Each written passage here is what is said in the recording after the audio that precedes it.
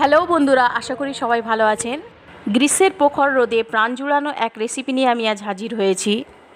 আজ আমি আপনাদের সাথে শেয়ার করব ওয়াটারমেলন লস্যি। গ্রীষ্মকালে শরীরকে হাইড্রেট রাখার জন্য এই লস্যির গুণাগুণ অতুলনীয়।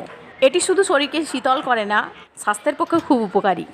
এই লস্যির জন্য আমি নিয়েছি জলজিরা, বিট লবণ, চিনি, টক দই আর বিট ছাড়ানো ছোটো ছোটো টুকরো করা তরমুজ আর জিরেটা আমি ব্রাউন করে ভেজে গুঁড়ো করে নিয়েছি। এবার টক দইটা আমি ভালো করে ফেটে নেব। আপনারা এটা মিক্সি জারেও করে নিতে পারেন। ফেটানো যত ভালো হবে লস্যি ততই টেস্টি হবে।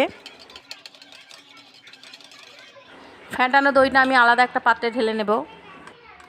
ঠান্ডা জল দেওয়ার আগে চিনিটা ভালো করে মিক্স করে নেব, নাহলে চিনি মিক্স হতে দেরি হবে।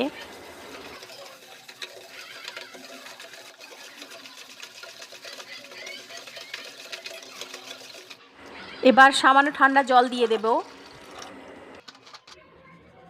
জিরে গুঁড়োটা দিয়ে দেব,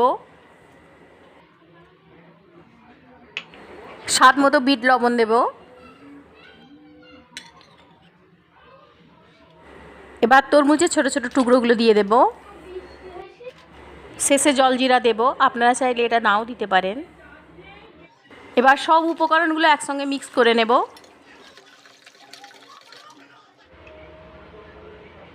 লস্যি আমার রেডি। এবার এটা আমি দুটো গ্লাসে ঢেলে নেব।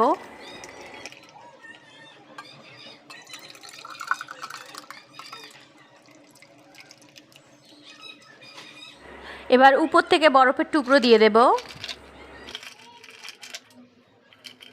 গ্রীষ্মকালে হিট স্ট্রোক এড়াতে অবশ্যই এটা পান করা উচিত, কারণ হিট স্ট্রোকে অনেকেই অসুস্থ হয়ে পড়ে।